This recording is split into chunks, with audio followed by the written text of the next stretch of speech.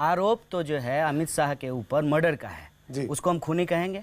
आप बताइए मुझे, हम खूनी? आप बताइए ना मुझे, आप क्या कहना चाहते हैं? देखिए, आरोप तो किसी के ऊपर लगता है, मैं भी वही कह रहा हूँ, लेकिन जांच जो है वो पुलिस करेगी। न्यायालय अपना फैसला देगी, होना चाहिए ना, न्यायालय अपना फैसला देगी। लेकिन ये लोग जो टीवी स्टूडियो में बैठ करके इनको अर्बन नक्सल साबित कर रहे हैं, तो फैसला कौन पहले सुना रहा है? जिनकी इसी वजह से पहचान है, आज ये राजनीतिक मजबूरी हो गई कि वो अपनी इस पहचान को छुपाना चाह रहे हैं और ये सवाल है, नहीं मेरा कम्युनिस्ट पार्टी का नहीं पहचान। नहीं, ये सवाल है। बस हवा निकल गई। नहीं करने आया। अरे दूसरे को जस्ट अ सेकंड इनका तो रोज शाम का यही काम है। आई एम नॉट साकेत को बोलने दीजिए। आराम से कन्हैया, कन्हैया एंकर मैं हूँ। मैं कंप्लीट कन्हैया इधर युवा नेताओं को बोलने दीजिए। कन्हैया प्लीज थोड़ी सी मर्यादा हम बना के रखें। देखिए अब हम विषय पे आते हैं और मैं पूरी उम्मीद करूंगी कि दोबारा कम से कम मर्यादा को लेकर मुझे अपनी बात नहीं कहनी पड़ेगी, प्लीज।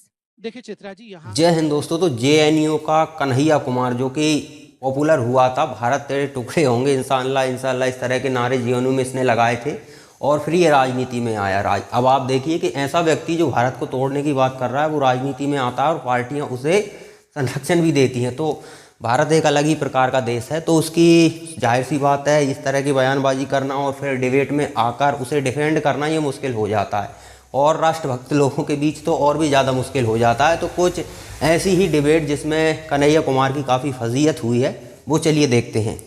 आरोप तो जो है अमित शाह के ऊपर मर्डर का है जी। उसको हम खूनी कहेंगे? आप बताइए मुझे, खूनी? आप बताइए ना मुझे, आप क्या कहना चाहते हैं? देखिए, आरोप तो किसी के ऊपर लगता है, मैं भी वही कह रहा हूँ, लेकिन जांच जो है वो पुलिस करेगी। न्यायालय अपना फैसला देगी, होना चाहिए ना, न्यायालय अपना फैसला देगी। लेकिन ये लोग जो टीवी स्टूडियो में बैठ करके इनको अर्बन नक्सल साबित कर रहे हैं, तो फैसला कौन पहले सुना रहा है? ये रुक, तेरे को बताते तेरी माँ की अरेस्ट। तो इस तरह के काम तो 2007 में भी हुए थे यूपीए के वक्त में, साईं बाबा के खिलाफ, आपको याद है ना? मुझे याद है, आप कंप्लीट कर लीजिए, फिर मैं आपको जवाब दूंगा। तब क्यों नहीं इमरजेंसी लगी देश के अंदर? तब क्यों नहीं कन्हैया कुमार के साथ उनके तमाम समर्थक लोग खड़े हुए और ये कहा गया कि देश के अंदर काला दिन आ गया है लोकतंत्र के लिए? 2007 और 2018 में दरअसल क्या ये मोदी का विरोध है? सीधी सी बात। सबसे पहली बात तो ये है,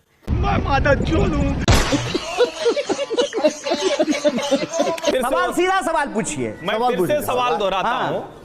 इस देश के प्रतिष्ठित विश्वविद्यालय जेएनयू के छात्र संघ अध्यक्ष कन्हैया कुमार को, जिनकी इसी वजह से पहचान है, आज ये राजनीतिक मजबूरी हो गई कि वो अपनी इस पहचान को छुपाना चाह रहे हैं और ये सवाल है, नहीं मेरा कम्युनिस्ट पार्टी का नहीं पहचान। नहीं, ये सवाल है। बस हवा निकल गई। आपको लगता होशियारी करते हैं क्या? आपको लगता है होशियारी करना ही सवाल है? क्या आपको लगता है? नहीं, सवाल है। आपके लिए आप सवाल पूछिए, बोझ बन गई है? आप प्रोपेगेंडा मत चलाइए, सवाल पूछिए। बताइए ना, सवाल आपके लिए कम्युनिस्ट पहचान बोझ बन गई है, या फिर आपकी कम्युनिस्ट पहचान आपको लगता है कि सांसद नहीं बनने देगी इसलिए भारतीय राष्ट्रीय कांग्रेस में गए, या आपको लगता है कि जो सेकुलर जातिवाद से आजादी नारा था, यहां तो जाति पे ही सब कुछ होना है इसलिए यहां आ गए? क्या वजह थी कि आपको कांग्रेस लाना पड़ा? आप हैं बुजुर्ग, आपको कुछ कहेंगे तो लगेगा बुरा। हम मालूम है तेरे बाप को मत सिखा, चल। चुनाव जीतने के लिए ना लोग भाजपा में जाता है। अजीब ये सवाल, ये सर, ये भाषा का इस्तेमाल है। बिल्कुल से चिल्ला लीजिए, चिल्ला लीजिए, क्या फर्क पड़ता है? सर एक मिनट, सर कन्हैया जी, ये भाषा ठीक नहीं। कन्हैया जी, एक मिनट, निशान जी, मैं इनको जानता हूँ, तो ये हद में रहे, एक मिनट, हद में रहे, मैं इनको जानता हूँ। राहुल जी, हर्षवर्धन जी, एक सेकंड, आप हद में रहे, कन्हैया जी, एक मिनट, कन्हैया जी, एक मिनट, सर एक मिनट, मैं बोल रहा हूँ। आपकी वो भाषा चलेगी सर, ये शब्दों का कन्हैया ये फंस गया जी, कन्हैया जी, इन शब्दों से एक मिनट, कन्हैया जी, इन शब्दों का नहीं, आप गाली बना रहे हैं, हमको नहीं लग रहा है। अच्छा एक मिनट, गाली है, आप होशियारी कर रहे हैं। हर्षवर्धन जी, एक सेकंड, हर्षवर्धन जी, एक सेकंड, होशियारी हम समझते हैं। एक सेकंड, सवाल पूछिए, हम जब सवाल का जवाब देंगे। सवाल एक मिनट, प्रोपेगेंडा मत कीजिए, बताइए। प्रोपेगेंडा का जवाब एक मिनट, छात्रों के वोट से जीत कर आए वो इनको प्रोपेगेंडा लग रहा है, बेशर्मो, शर्म करो, शर्म। इसकी वजह से देश में कन्हैया कुमार की पहचान हुई, वो पहचान इनको प्रोपेगेंडा लग रहा है। तो उसके अलावा कौन? नहीं, सुनिए ना, बताइए, देखिए, आप लोग बताइए, सुनिए। क्या बात है सर, क्या बात, ये बात है। प्लीज, आप यहाँ क्वालिफिकेशन पे हैं तो मैंने अपने क्वालिफिकेशन को रखा है। ठीक है। यूपीएससी का मैं 2000 बैच का 19th रैंक होल्डर हूं। उस समय यूपीए की सरकार थी, कोई बीजेपी ने मुझे नहीं घुसा दिया था यूपीएससी में। इसलिए ये क्वालिफिकेशन पूछने का यहाँ पर जो लोग 50-50 साल तक थीसिस करते हैं, हमारे पैसे पे पलते हैं, वो यूपीएससी वालों को पूछेंगे कि तुम्हारी क्वालिफिकेशन क्या है। मैं यहाँ तू मैं नहीं करने आया। अरे दूसरे को जस्ट अ सेकंड इनका तो रोज शाम का यही काम आई एम है। नॉट साकेल को बोलने दीजिए, आराम से युवा नेता कन्हैया, है। कन्हैया एंकर मैं हूँ। मैं कंप्लीट कन्हैया इधर, युवा आराम से, नेताओं को प्लीज बोलने आराम दीजिए। से। Just a Kanhaiya second। Please थोड़ी सी मर्यादा हम बना के रखें देखिए मंच की। अब हम विषय पे आते हैं। और मैं पूरी उम्मीद करूंगी कि दोबारा कम से कम मर्यादा को लेकर मुझे अपनी बात नहीं कहनी पड़ेगी, प्लीज। देखिए चित्रा जी, यहाँ मैं संबित पात्रा और कन्हैया कुमार विषय नहीं, हम इंडिविजुअल्स हैं। यहाँ विषय है कि क्या मोदी जी देश को अच्छा चला सकते हैं या राहुल गांधी देश को अच्छे से लीड कर सकते हैं। ये विषय नहीं है। एक सेकंड सर, विषय है राष्ट्र और राष्ट्रवाद। Topic Just a second, sir। Topic क्या है चित्रा जी? अबे साले चित्रा जी एक बार फिर उनकी से जल्दी बताइए। से मैं बोल संबित जी, सकता आप हूँ अपनी क्या? बात पूरी कैसे कीजिए, पूरी please, करूं? आराम से। आप अगर अपनी ये बात इसी पूरी प्रकार कीजिए, होता दोनों रहेगा को तो पूरी और कैसे इंतजार करे? हाँ, हार्दिक पटेल भी गुजरात देखो से आए हुए यहाँ हैं, पर वो ये इंतजार कर रहे ठीक हैं। है, हार्दिक हाँ। पटेल तो कम से कम चिल्ला तो नहीं रहे हैं, सुन तो लीजिए। देखिए सबसे बड़ी बात है, यहाँ कहा गया कि देश कॉन्स्टिट्यूशन से चलेगा। बिल्कुल सही बात है, संविधान से चलेगा। कॉन्स्टिट्यूशन में कहीं नहीं लिखा है कि भारत माता की जय बोलना है। कॉन्स्टिट्यूशन में कहीं नहीं लिखा है कि राष्ट्रवाद क्या होता है, ये डिफाइन नहीं है। कॉन्स्टिट्यूशन में चित्रा जी ये भी नहीं लिखा है कि अगर पिताजी या माताजी के पैरों में दर्द हो तो बेटे को जाके माँ के पैर दबाने चाहिए, या पिताजी को हेडेक हो तो बाम लगा देना चाहिए या डॉक्टर के पास ले जाना चाहिए। ये कॉन्स्टिट्यूशन में नहीं लिखा है। मगर आपकी माँ बीमार पड़ती है तो आप हॉस्पिटल लेके जाते हैं। तो इसलिए ये कॉन्स्टिट्यूशन में राष्ट्रवाद नहीं है। इसलिए भारत तेरे टुकड़े होंगे इंशाअल्लाह, इंशाअल्लाह हम कहेंगे। अगर कहेंगे तो जेल जाएंगे और चक्की भी पीसेंगे। ये हुई ना बात, चक्की भी पीसेंगे। और सर्जिल इमाम कहेगा कि हम आसाम को अलग कर देंगे हिंदुस्तान से।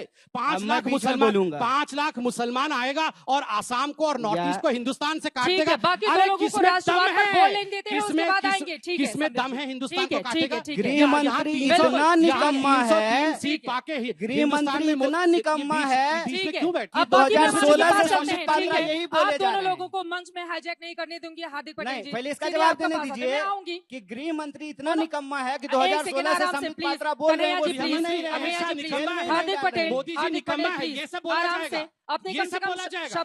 अरे सुधरो रे अभी तो। शब्दों की मर्यादा, आराम से। नहीं, मैं यहाँ पे गृहमंत्री मर्यादा निकम्मा सिखाने है, ये नहीं क्या बैठी हूँ शब्द आप है? लोगों को। क्या शब्द है? आपको खुद गृहमंत्री ध्यान में निकम्मा रखना है। चाहिए। ठीक है, आराम से प्लीज, राहुल प्लीज आराम गांधी मिल से, नहीं रहा है, फॉरेन में पड़ा हुआ है। आराम से। गृहमंत्री संबित जी निकम्मा है। आपसे भी, कन्हैया आपसे भी। मिलना है राहुल एक गांधी से। सेकंड, क्यों मिल रहा है? Kanhaiya ji Bangkok please. भेजिए उसको, कन्हैया हमको क्या कुमार जी करना है प्लीज, मिलके? प्लीज।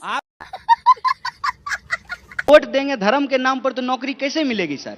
और हमने वोट कहा धर्म के नाम पर जो आप मांगते हैं, जो पर्चे बांटे जा रहे हैं मुस्लिम बहुल इलाकों में, और उसमें कहा जा रहा है आम आदमी पार्टी पर भरोसा मत करो, ये चुपचाप बैठ गए थे शाहीन बाग को लेकर, सीए को लेकर कुछ नहीं बोले अरविंद केजरीवाल। नहीं, ये इसमें- सॉफ्टली, इसमें धर्म के नाम पे नहीं आप ये तो वोट मांग मुसलमानों रहे को आप वो कर रहे हैं ना हैं। अपनी नहीं, तरफ नहीं, आकर नहीं, के। नहीं, नहीं, एक बात बताइए। कि छोड़िए साथ अरविंद केजरीवाल का भरोसे लायक नहीं, ये धर्म की तो राजनीति नहीं कर नहीं, रहे हैं। धर्म की राजनीति नहीं है। अच्छा भी ठीक। धान बचेगा तभी हमारा चुनावी धार्मिक रैली अधिकार भी करते बचेगा। हैं राहुल गांधी दिल्ली में, वो सीलमपुर ही क्यों चुनते हैं जो मुस्लिम बहुल इलाका है, जहां 60% के करीब मुस्लिम आबादी है। अच्छा, समझ रहे हो? हुआ है, मरा है कोई सीआरपीएफ में?